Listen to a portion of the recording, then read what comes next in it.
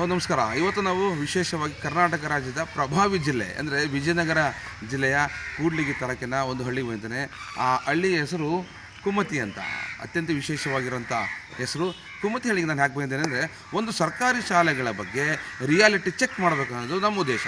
ಹಾಗಾಗಿ ಕೇವಲ ಚಿತ್ರದುರ್ಗ, ದಾವಣಗೆರೆ, ಶಿವಮೊಗ್ಗ, ಬಳ್ಳಾರಿ ಅಷ್ಟೇ ಅಲ್ಲ, ವಿಜಯನಗರ ಕೂಡ ಹೆಂಗಿದೆ ಸರ್ಕಾರಿ ಶಾಲೆಗಳ ವ್ಯವಸ್ಥೆ ಅದರ ಬಗ್ಗೆ ನಾವು ನಿಮಗೆ ಬೆಳಕು ಚೆಲ್ಲುವಂಥ ಕೆಲಸವನ್ನು ಮಾಡ್ತೇವೆ.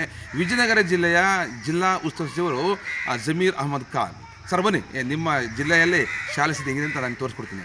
ಬನ್ನಿ, ಇದು ಸರ್ಕಾರಿ ಹಿರಿಯ ಪ್ರಾಥಮಿಕ ಶಾಲೆ 1948 ಇಸ್ವಿಯಲ್ಲಿ ಸ್ಥಾಪನೆ ಆಗಿರೋಂಥದ್ದು. ಈ ಹಿಂದೆ ಇದು ಬಳ್ಳಾರಿ ಜಿಲ್ಲೆಯ ಕೂಡ್ಲಿಗಿ ಆಗಿತ್ತು. ವಿಜಯನಗರ ಜಿಲ್ಲೆಯನ್ನು ಹೊಸದಾಗಿ ಸ್ಥಾಪನೆ ಮಾಡಿದ ನಂತರ ಇದನ್ನು ವಿಜಯನಗರ ಜಿಲ್ಲೆ ಕೂಡ್ಲಿಗಿ ತಾಲೂಕು ಅನ್ನುವ ನಾಮಾಂಕನದೊಂದಿಗೆ ಅದ್ಭುತವಾಗಿ ನಿರ್ಮಾಣ ಮಾಡಿರೋಂಥದ್ದು. ನಮ್ಮೂರ ಶಾಲೆ, ನಮ್ಮೂರ ಗ್ರಂಥಾಲಯ ಅನ್ನೋ ಹೆಸರುಗಳ ಮೇಲೆ ಅದ್ಭುತವಾದ ಕೆಲಸಗಳು ಮಾಡ್ತಿದೆ. ಆದರೆ ಶಾಲೆಗಳ ವ್ಯವಸ್ಥೆಗಳು ನೋಡಿದಾಗ ಹೆಂಗಿರುತ್ತೆ ಅಂದರೆ, ಸರ್ಕಾರ ಸಾಕಷ್ಟು ರೀತಿಯ ಶಿಕ್ಷಣಕ್ಕೆ ಬೇಕಾದಂಥ ಯೋಜನೆಗಳನ್ನು ಪ್ರಾಯೋಗಿಕವಾಗಿ ಕೊಡುವಂಥದ್ದು. ಆದರೆ ಇಲ್ಲಿನ ವ್ಯವಸ್ಥೆಗಳು ನೋಡ್ತಾ ಹೋದರೆ ನಿಮಗೆ ಕಣ್ಣು ಕಟ್ಟುವಂಥ ಬೇಸರ, ಆಕ್ರೋಶ ಉಂಟಾಗುತ್ತೆ. ಸೊ ಇದು ನೋಡ್ಬೋದು, ಇದು ಬಾಲಕಿಯರ ಶೌಚಾಲಯ.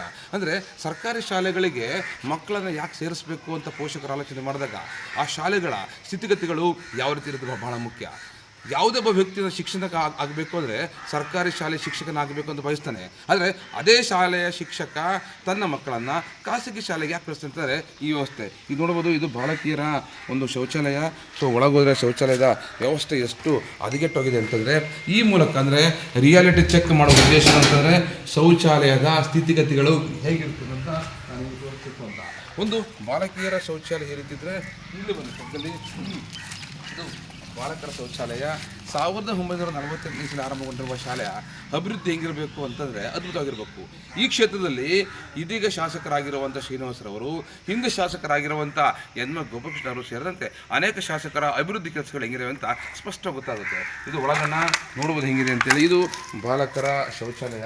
ಅಷ್ಟೇ ಅಲ್ಲ, ಬಡತನ, ಹಸಿವು ಕಲಿಸುವ ಪಾಠವನ್ನು ಜಗತ್ತಿನ ಯಾವುದೇ ವಿಶ್ವವಿದ್ಯಾನಿಲಯಗಳು ಕಲಿಸಲಾಗದು ಅನ್ನುವ ಮಾತಿದೆ. ಆದರೆ ಒಂದಿನಿತು ಸ್ಪಷ್ಟವಾಗಿ ನೋಡ್ತಾ ಹೋದರೆ ವ್ಯವಸ್ಥೆಗಳು ನಮಗೆ ಕಣ್ಣಿಗೆ ರಾಸ್ತಾ ಹೋಗ್ತದೆ. ಇಲ್ಲಿ ನೋಡ್ಬೋದು, ಇದು ಶಾಲೆಯ ಕಟ್ಟಡ. ಒಂದು ಕಡೆ ಕಟ್ಟಡ ತುಂಬ ಚೆನ್ನಾಗಿ ಕಾಣ್ಬೋದು. 2006 ಇಸ್ವಿ ಅಂದರೆ 20 ವರ್ಷಗಳ ಹಿಂದೆ ನಿರ್ಮಾಣ ಮಾಡಿರುವಂಥ ಶಾಲೆ.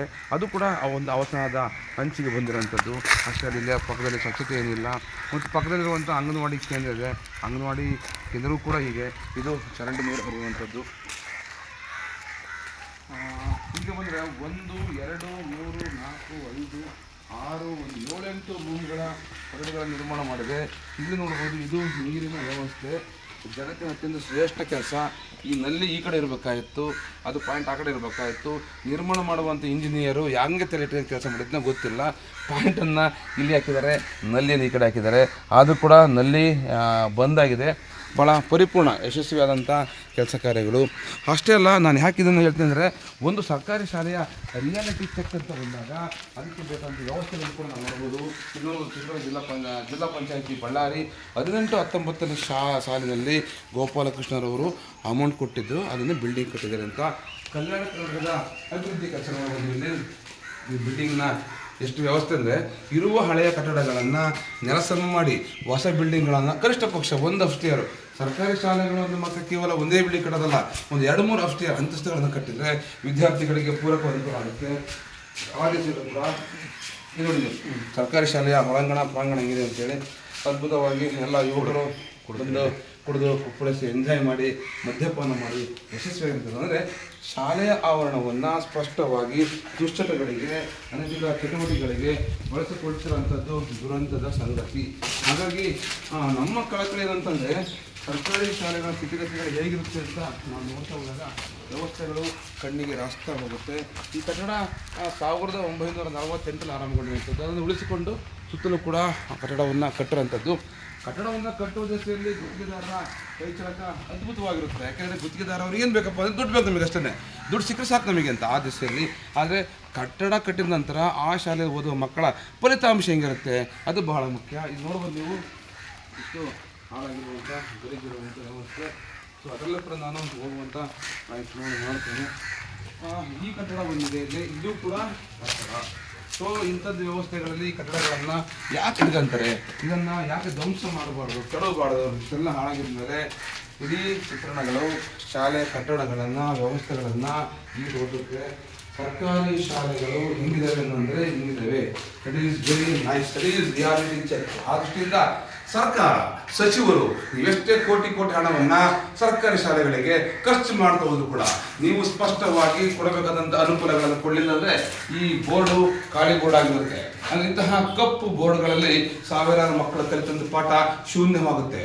ಆ ದಿಸೆಯಲ್ಲಿ ಸರ್ಕಾರಿ ಶಾಲೆಗಳಿಗೆ ಕೊಡಬೇಕಾದಂಥ ವ್ಯವಸ್ಥೆಗಳನ್ನು ಕೊಡುವಾಗ ಕಟ್ಟುನಿಟ್ಟಿನಿಂದ ಸ್ಪಷ್ಟವಾಗಿ ಕೊಡಬೇಕು. ಆ ಶಾಲೆಯಲ್ಲಿ ಮಕ್ಕಳು ಎಷ್ಟಿದ್ದಾರೆ, ಶಿಕ್ಷಕರು ಎಷ್ಟಿದ್ದಾರೆ, ಶಾಲಾ ಅಭಿವೃದ್ಧಿ ಸಮಿತಿ ಕೆಲಸ ಮಾಡ್ತಿದೆಯಾ, ಗ್ರಾಮ ಪಂಚಾಯತಿ ಕೆಲಸ ಮಾಡ್ತಿದೆಯಾ, ಸಂಬಂಧಪಟ್ಟ ಜನಪ್ರತಿನಿಧಿ ಆ ಶಾಲೆಯ ಬಗ್ಗೆ ಜ್ಞಾನವನ್ನು ಅರಿವನ್ನು ಇಟ್ಟುಕೊಂಡಿದ್ದಾನ ಅನ್ನೋ ಒಂದು ಪ್ರಜ್ಞೆ ಅರಿವುಡಿಸೋ ಕೆಲಸ ಆಗಬೇಕು. ನೀವು ನೋಡುವುದು ಜಗತ್ತಿನ ಎಲ್ಲ ಇಲ್ಲಿ ಸಂಪೂರ್ಣವಾದಂಥ ಕಾಣ್ತದೆ ನಿಮಗೆ. ಅಂದರೆ ಸರ್ಕಾರಿ ಶಾಲೆಯ ಕೆಟ್ಟ ವ್ಯವಸ್ಥೆ ಚಿತ್ರಣ ನಿಮ್ಮ ಕಣ್ಣ ಮುಂದಿದೆ.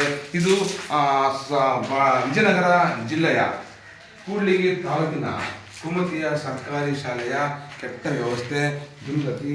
ಅಷ್ಟೆಲ್ಲ ಈ ರೀತಿಯ ವ್ಯವಸ್ಥೆಗಳು ಎಂದು ಕೂಡ ಆಗಬಾರ್ದು ಅಂತ ನಮ್ಮ ಕಳಕಳಿ. ಇದು ಇವತ್ತಿನ ವಿಶೇಷ. ಯಾವಾಗಲೂ ನೋಡ್ತಾ ಇರಿ, ನೀವು ನಿರಂತರವಾಗಿ ನೋಡ್ತಾ ಇರಿ. ನಮಸ್ಕಾರ. ನಾನು ಮಾತೇಶ್ ಸರಸ್.